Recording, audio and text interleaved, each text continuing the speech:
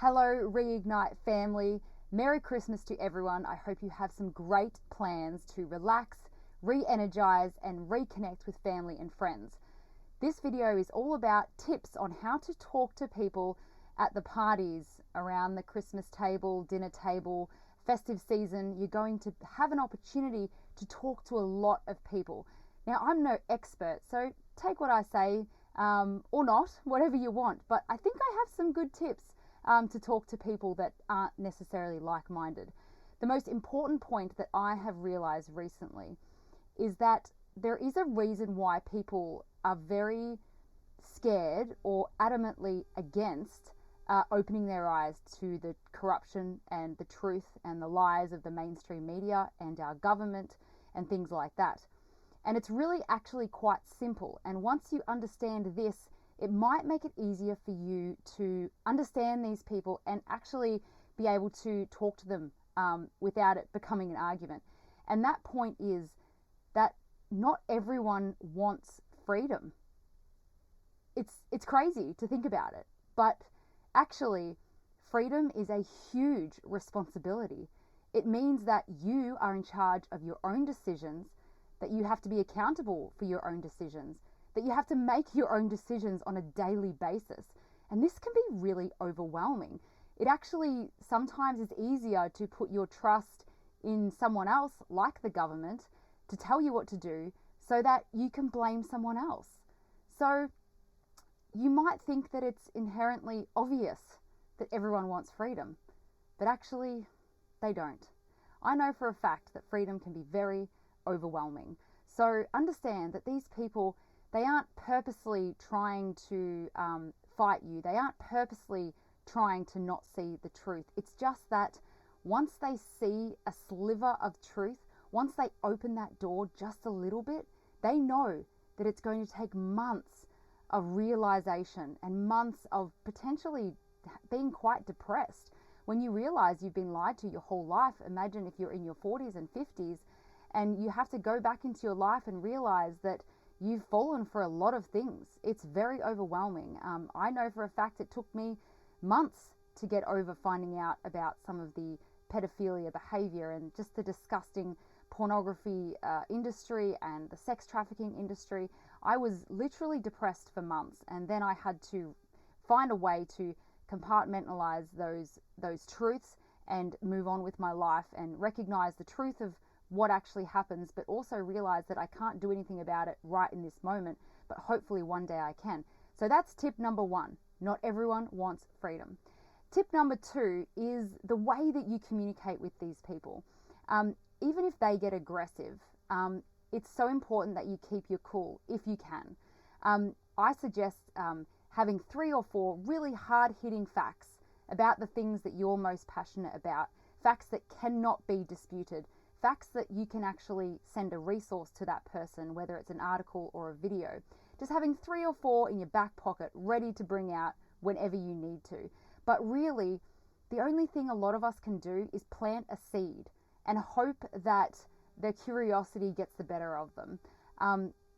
So I would have some really subtle seed planting material, 3 or 4 sentences, or just ask questions instead, like, have you ever considered this? Or have you ever considered that, this is a good one, the pharmaceutical industry's business is to keep us in sickness, not health. It's their business to not cure us.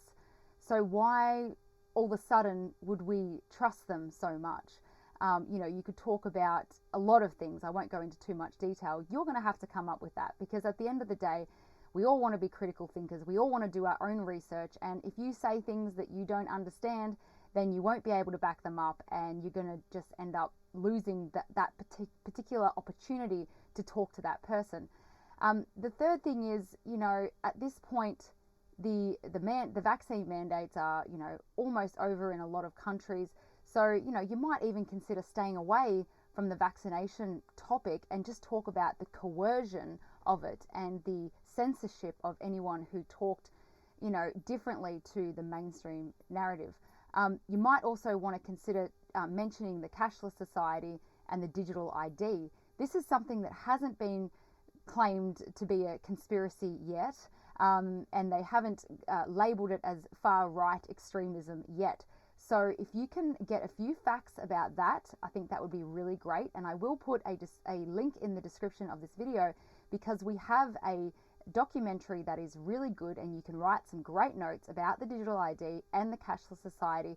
This DVD is, the documentary is made from a very unbiased perspective, and they are all experts that are talking about it. So you can reference actual experts.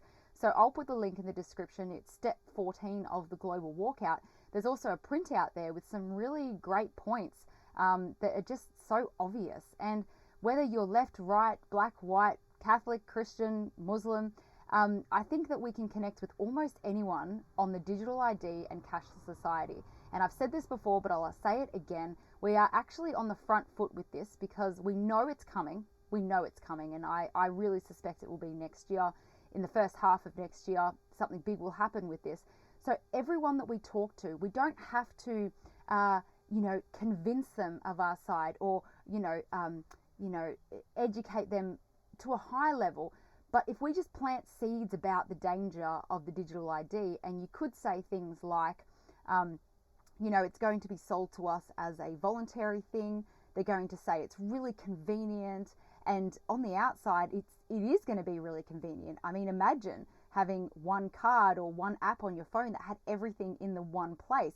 So it is going to be marketed very well, and a portion of people are going to get it no matter what you say. But if you plant those particular seeds, when it starts happening, they might remember 4 months ago that you planted that seed, and it might encourage them to look into some alternative media. So I really think it's important for all of us to pre-plan. I know it sounds crazy, but pre-plan just a few points on a few different topics that you are knowledgeable enough to talk about. Have a few resources to back it up.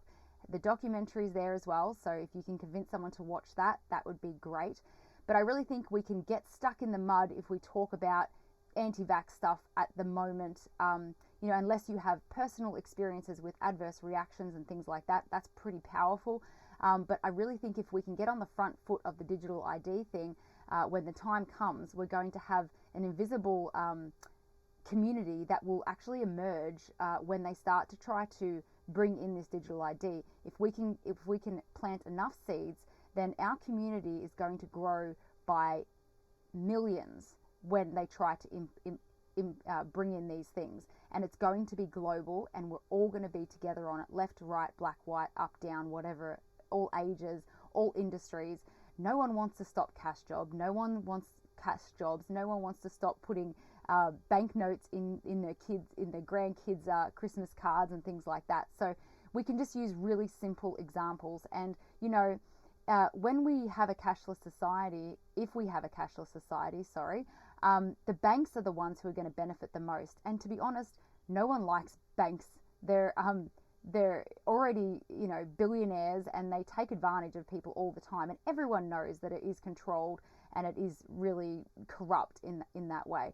So I think we can really connect with people on that. Another thing we could connect with is the mainstream media. It's funny, I did a survey about a year and a half ago on the streets, and we had thousands of entries, and even people that were pro-lockdown, pro-vaccination, and pro the agenda of COVID, they also did not trust the mainstream media. So you could connect with people just on that, and even that might help them to read between the lines when they are watching mainstream media. They might question things a little bit more.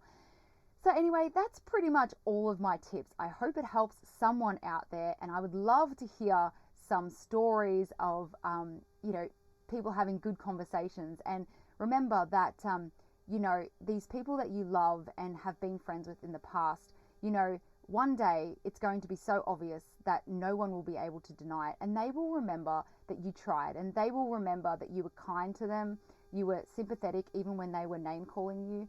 They will remember that. So I really encourage people to try not to sever those ties with people that you know. Try your hardest to stay on friendly terms, even if you can't talk as often, but stay there, because when they do wake up, and they will, they're going to need a community to go to, and they're going to know who to call. But if you completely sever that relationship, then they might be alone in that realization, and it could be a really dark time for them. Like I said, most of us listening to this, we've already woken up. We've been through the depression of realizing that the government's corrupt and that nothing is as it seems. We've already been through that process. We've been locked out of society. We've been being treated really badly and discriminated against and targeted by police and government and all sorts of things. So we've actually been through a lot, and we are stronger for it. But these people who haven't quite seen the light of the day yet, they're going to have to go through all of that, and they're going to need someone to support them. So I hope that you can be that person for someone else. So this is all from me. Merry Christmas, Global Reignite family. And I can't wait to continue the global walkout next year. And I can tell you that we are waiting for an opportunity to do the physical global walkout, which was the original plan, to walk out of society for 5 days. But I really believe that there needs to be a global situation to really push that and make it happen. But it's going to happen. So join the global walkout so that you know when that happens.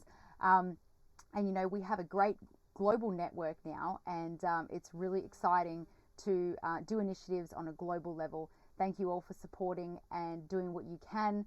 And check out the global walkout. Check out the previous steps. You can catch up. But otherwise, Merry Christmas, and I will see you next year. Good luck. Stay positive, and remember, good always wins. It's just a matter of time. See ya.